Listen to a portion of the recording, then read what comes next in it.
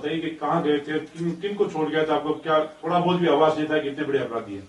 परसों रात को मैं हॉस्पिटल गया हुआ था, तो मेरे पास कॉल आया। मेरे साथ ही रहता है एक लड़का, जिसको भी ऐसे इस घटना का कुछ भी नहीं पता था।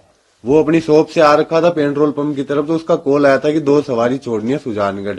तो मैं बोला ठीक है, छोड़ दूंगा। फिर मैं घर पे आके वाइफ को ड्रॉप करके हम हॉस्पिटल गए हुए थे। ड्रॉप करके फिर वापस गया था, तो वहां से वो पीछे वाली सीट पे बैठ गए थे दोनों।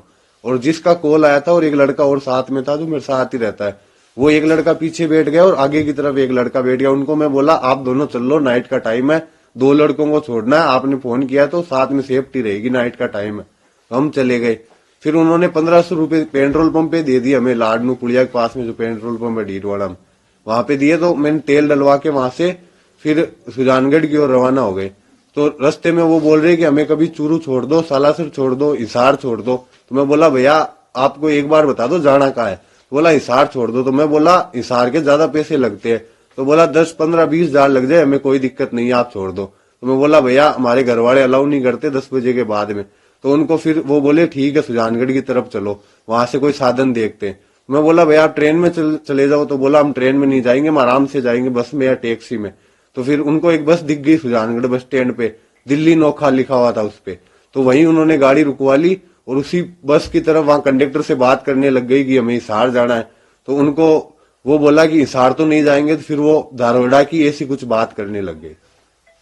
तो आपको कहीं कोई आभास नहीं हुआ कि इतने बड़े अपराधी इतना बड़ा अपराध करके आए हुए नहीं सर, ऐसी कोई आवाज भी नहीं होने दिया। उन लोगों ने भी आराम से बात कर रहे थे और वो हरियाणवी लैंग्वेज में बोल रहे थे। मैं पूछ भी रहा था कि आप इधर क्यों आए हो, एकदम नॉर्मली फ्रेंडली बात करते हुए जा रहे थे। फिर थोड़ी देर बात किए, फिर वो चुपचाप बैठ गए। तो फिर हम भी नॉर्मल होके फिर गाड़ी चलाने लग गए। और जैसे ही मतलब लाडनू के पास आने लग गए तो बार बार में बोल रहे थे कभी सालासर, कभी सुजानगढ़, कभी हिसार, कभी चूरू, ऐसे बोल रहे थे। तो फिर हमने वहीं सुजानगढ़ में ड्रॉप कर दिया था उनको। आपको कब पता चला कि वो इतने बड़े अपराधी थे? सर जब मैं रात को आया था, लेट आ गया, 11:30 हो गए थे आते आते।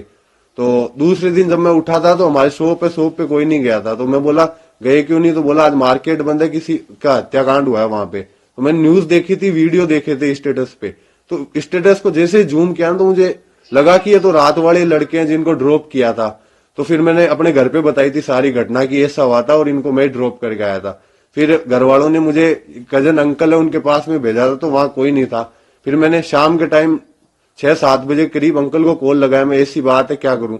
तो उन्होंने बोला कि पुलिस की हेल्प करनी चाहिए, तुझे थाने में चला जा सीआई साहब के पास में। तो मैं वहां जाके सीआई साहब को पूरी घटना बताई थी। क्योंकि मैं जब जा रहा था तो मेरे जो दोस्त था जिसने कॉल किया था वो रास्ते में मिल गया था मुझे। तो उसके पास में खड़ा था, तो वहां पुलिस की गाड़ी आई थी और हम दोनों को वहां से एसपी ऑफिस ले गई। आपको वापिस